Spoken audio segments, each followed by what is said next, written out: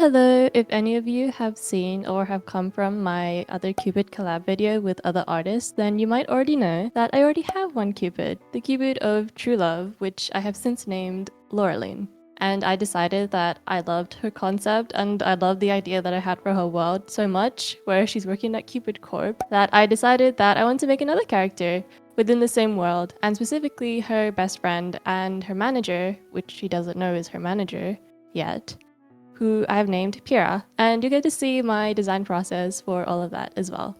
Now, if you watch any of my videos, or even the fact that you're watching this one, you probably also like making characters, which is perfect for this video sponsor, Unvale.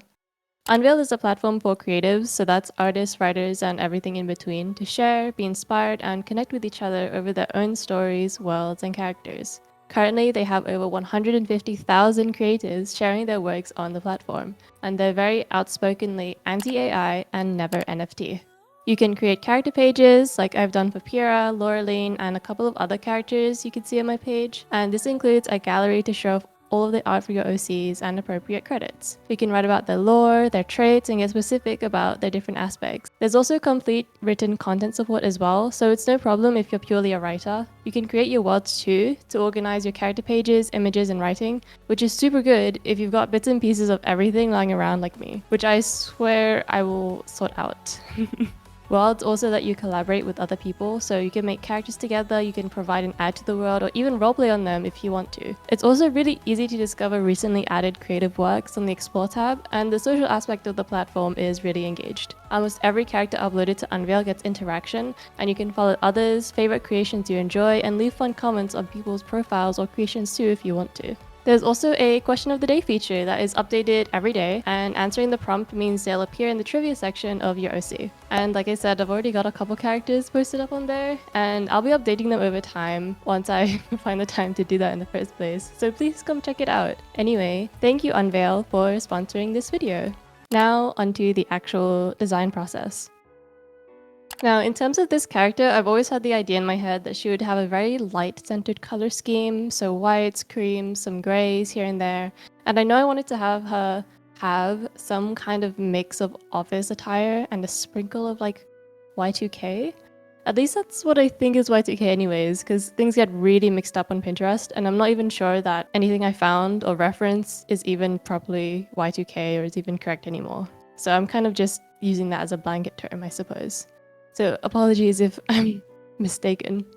So I basically went on and on searching, scrolling through Pinterest as I do, and honestly I got a little lost finding the references that stood out to me, because I wanted to have her have a blend of both aesthetics, like I said, but it was hard to achieve because they sort of almost clash in some ways, and I feel like if I add too many elements here and there, it'll go too much to one side or the other. But in the end, I sort of settled on my main pieces of inspiration and my main references that I wanted to use. And anyway, going on to actually making the character sheet. I sort of just started off with the first outfit that came to my mind, and I tried to define her silhouette a little bit, but honestly I don't think I got the right vibe with the first one. I struggled a little bit with how I wanted her body shape to initially kind of stand out in the first place, because I know I wanted her to be sort of small and petite, but with a sort of heavier bottom half, because girly for sure goes to the gym. To be honest, I wasn't super happy with the grays I was initially using for her first outfit, because her skin, hair, and eyes are sort of warm toned, but the grays are a lot more cool, and I usually prefer sticking to only one temperature rather than mixing and matching, and this generally works for outfits in person too, so that's a bit of a problem I had with it. But I also sort of didn't like the way I was making her hair, since it was literally just my first idea, so I decided that I'd make different iterations of what I thought she'd wear or what I thought she'd style herself instead, depending on the day. And maybe that's an excuse for my indecisiveness, but I enjoy having at least these characters being the ones that like to change up their fashion often, but generally still stick to a theme or a color scheme, or in this case, Pira is at least a girly that definitely changes how she looks depending on where she's stationed, if she has days off, or if she's hanging out with Laureline, or if she's monitoring her more actively. The next outfit iterations I went to were definitely sort of more leaning this way or that. Like my second outfit was definitely more, I suppose, Y2K, And the third outfit was definitely more office, which I did enjoy. I think it suited her vibe very well. And the fourth was sort of a lot more casual. I also played around with her hairstyles because I wanted to see which ones I think would suit her. And I really liked the last three hairstyles that I did, but I ended up giving her two main hairstyles, which were the braids and the updo, which I really enjoyed. I also liked it when her hair was relaxed and more afro as well. So I will keep that, but I was thinking for more of her rest days is when she has her hair out like that as well. But yeah, sorting out her color scheme, honestly, it was the easier part for me rather than anything else because I already had a vision of what I wanted her to sort of look like. And putting that on the paper just solidified the idea that I had anyway. I suppose I sort of struggled with which color I wanted for her eyes, but the golden, sort of pale yellow definitely worked really well for her, I believe. And I wanted her to have these really cute, small, like chunky eyebrows. They're like my favorites. And I definitely wanted her to have sort of, I guess, a motif of pearls. Something similar like that. I feel like pearls would be her favorite choice of jewelry for sure. I also made her have sort of two sets of wings. The small wings are for when she's gliding or sort of levitating off the floor. You know, like minimal stuff. But they sort of grow and pop up into regular sized wings when she's actually actively flying. Just because I think that would be a lot easier for her. And as her position as manager, I feel like she'd have enough authority slash magic, cupid magic or whatever, to do that. And for a weapon, I definitely settled on a sniper because I feel like that sort of represents her the best. It's sort of patient, it's very precise, she's very efficient with it. I'd say she's like a fast shot, but like a fast and accurate shot with it, which is why the weapon ended up being perfect for her.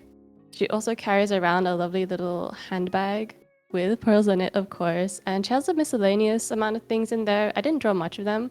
Only the basic essentials like her phone, her wallet, and her lip gloss. Because I feel like she wants to keep it to mostly the essentials in her bag, but she would have a couple of other miscellaneous things in there. And then I made her color scheme very clear, and that's honestly it for the character sheet. I was surprised with how quickly and how far I was able to take with her idea because she started off as just a speck in my mind, and then I thought, yeah, let's expand this and see where it goes. Now, since I've designed Pyrrha as Laureline's best friend, it's obviously fitting that I have to draw them together and draw their dynamic a little bit. Honestly, in terms of personalities, I feel like these two are our most complete opposites. Like Pyrrha is very stern, she's sort of uptight, she works really hard, but Laureline is definitely the fun, the intense, the all in, go big or go home kind of type.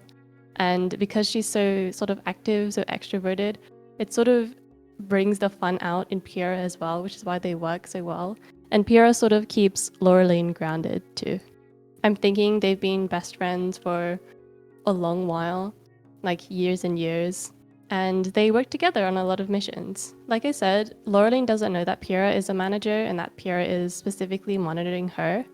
And initially, I feel like Pyrrha was going to tell her, but in the end, that didn't end up happening because of a couple incidents in which I believe Laureline broke some big Cupid rules, and now they've put Kira on monitoring her because they were already friends. So it was convenient to use someone that was already close to Laureline in order to keep her in check, which I'm sure Pyrrha feels really guilty about because she loves Laureline. Laureline's her best friend. She's her day one, you know? So this kind of deception is, I think it's definitely hard on her, but it's something that she needs to do because I feel like if she was going to justify monitoring her friend in secret, it would be because she thought it was for her best interest, for the greater good. But it's definitely something that makes her feel guilty and sort of eats her up inside. I was thinking Pyrrha also feels a sort of sense of inferiority because she's sort of just a manager and has been for a couple years, even if Laureline doesn't know that. But Pyrrha works super hard, even more so than some of her superiors, so she feels like she deserves more in life. She deserves more from her job, and she just wants to be recognized for her efforts. And I feel like that's definitely a sort of soft spot for her. It's definitely something that bothers her. But that's also sort of a reason why she loves Laureline so much, because she knows that even if she did tell Laureline, Laureline would still love her the same, even if it would mean a big falling out. I'd say for both of them, they really enjoy swapping clothes or changing outfits all the time. Pyrrha especially loves changing her hair but Laureline is very adamant on keeping her bangs and her short bob the same. It's a hairstyle that she's grown to truly, truly love. I wanted to draw them in a little outfit swap and sort of demeanor swap as well, just to see how it would look, where Pyrrha straightens her hair and wears Laureline's outfit, and Laureline wears Pyrrha's outfit and tries to pull off a serious face. But it just ends up with her looking bored. I also really wanted to give the Fish Islands perspective a shot, just because it's a fun perspective and, you know, I've never drawn it before, so I might as well. And I really loved how it turned out, actually. Anyways, I love these two to death, and I'm so happy that I actually created Pyrrha. And I'm really happy that Laureline has a best friend and that this world is actually developing rather than it being a standalone that just exists in the collab. So you'll see more of these in the future. And with that, thank you for watching, and I will see you in the next one. Bye bye!